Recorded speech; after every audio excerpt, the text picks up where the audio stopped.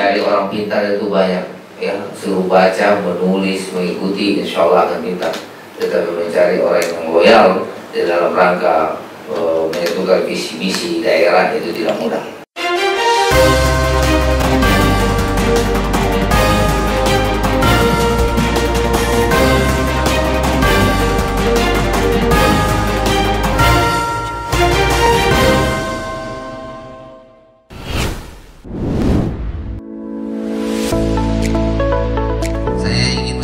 Satu saja, bahwa semua ASN, semua kepala desa itu boleh untuk mengikuti kegiatan-kegiatan kampanye, yang penting pasif, ya, tidak aktif, tidak meneriakan yel-yel. Tetapi kalau datang untuk mendengarkan calon gubernur, calon bupati, itu bisa-bisa saja. Kemudian yang terakhir, akhir-akhir ini sudah mulai nampak calon-calon, ya. Saya hanya berharap kepada kita semuanya tetap memegang teguh bahwa prinsip manusia itu suatu saat akan mati. Tidak ada orang hidup kekal dan abadi. Setuju? Apa maksud daripada yang saya sampaikan ini? Tidak perlu kita menjelek-jelekkan antara satu yang lain.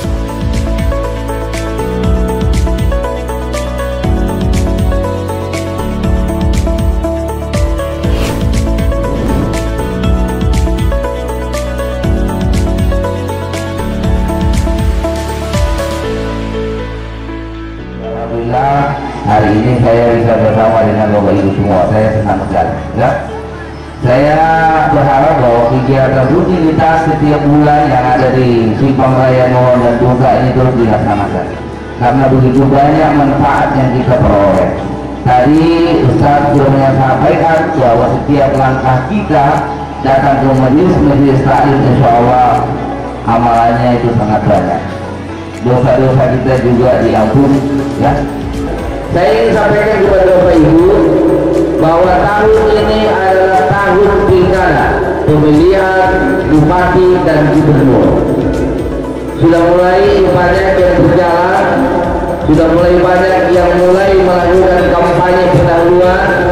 Saya ingatkan kepada kita semuanya, silakan mendengarkan, tetapi jangan mencoba-coba menjelek-jelekkan, memfitnah antara satu dengan yang lain, karena itu tidak ada manfaatnya.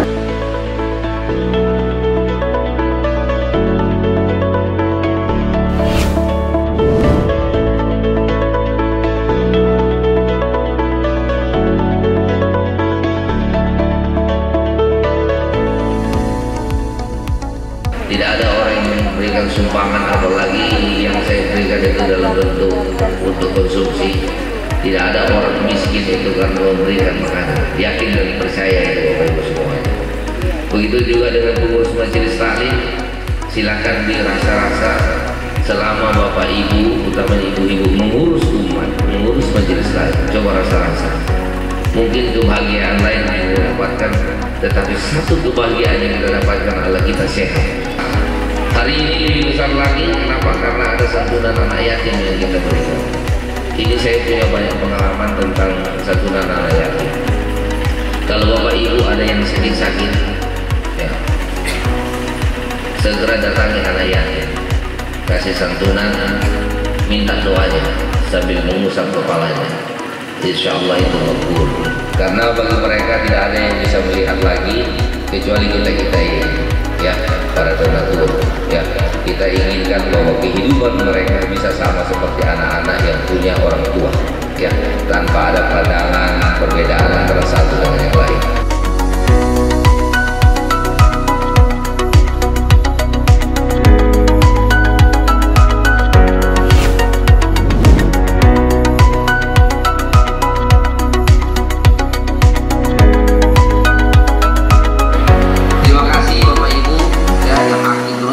Pengajian ini tadi Pak Kiai sudah sampaikan bahwa insya Allah orang-orang yang senantiasa mengikuti pengajian ini insya Allah akan dipanjangkan umurnya dan insya Allah akan mendapat syafaat dari Rasulullah SAW.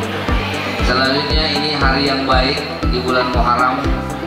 Kemarin juga sudah kita laksanakan tadi pagi, dan hari ini kita memberikan santunan anak yatim. Mudah-mudahan apa yang kita berikan ini bermanfaat bagi mereka dan bermanfaat bagi diri kita Yang terakhir, tadi saya mampir ke Ketua Pembangunan Masjid, Pak Tupino. Insya Allah masjid ini akan dibangun lebih besar dari yang sekarang. Ya, kita mohon doanya mudah-mudahan sukses. Insya Allah dari Pemda saya akan berikan sumbangan sebanyak 100 juta rupiah. Mudah-mudahan tahun depan kita datang ke masjidnya sudah jadi yang lebih besar lagi. Ya.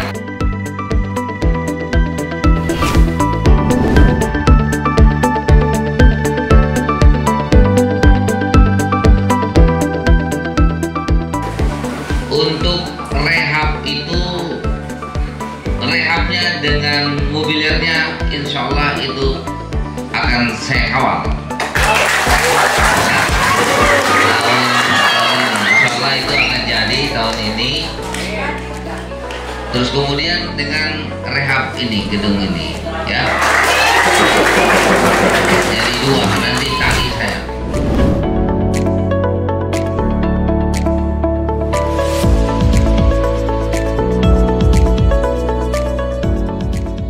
Bapak Ibu, selanjutnya ini adalah merupakan hari yang berbahagia buat kita semua. Setahun sekali kita dikoordinir oleh seluruh majelis taklim untuk memberikan santunan anak yatim. Sudah dari Nuhon, Buntah, Simpang Raya, Toili Jaya, hari ini adalah Moino. Oleh sebab itu, sekecil apapun rezeki yang kita miliki, insya Allah kita niatkan untuk memberikan santunan anak yatim di bulan Muharram ini. Ya, karena ini merupakan sunnah yang diberikan kepada kita, dan insya Allah apa yang Bapak Ibu berikan ini tidak akan sia-sia. Apalagi kalau Bapak Ibu yang punya hajat, ya punya hajat sesuatu, berikanlah kepada mereka, santunilah mereka, ya. Karena ini pahalanya cukup besar. Minta doanya anak yatim, diusap kepalanya, insya Allah manfaatnya akan kita dapatkan. Apalagi kalau ada yang sakit-sakit, minta doanya, ya. Karena ini merupakan ajaran Rasulullah kepada kita, bagaimana kita bisa memelihara anak yatim, sehingga kita tidak termasuk orang-orang yang mendustakan agama.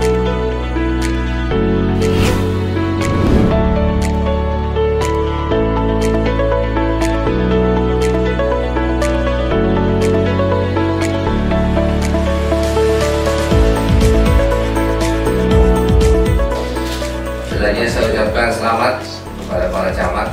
Ya, ini pertama lagi derajatnya ini. Ya, setelah kemarin mendapatkan 5,2 miliar. Sekarang menjadi PPATS, artinya yang dibawa dari macam-macam karena harus berhubungan dengan camat. Sebab itu amanah ini dipegang baik-baik. Bapak semuanya sudah bersumpah tadi, ya, tentang bagaimana melaksanakan pekerjaan sebagai PPATS. Saya berharap bahwa tadi juga sudah disampaikan, ketika Bapak membuat akta tanah ini jangan hanya di atas kertas saja, tapi tolong dicek. Oleh sebab itu Bapak Camat, yang sekarang ini intensitas ekonomi di Kabupaten Banggai ini hari ke hari makin tumbuh dan berkembang.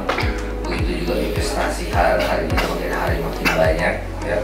Saya berharap persoalan-persoalan sengketa tanah ini dapat kita selesaikan dengan baik.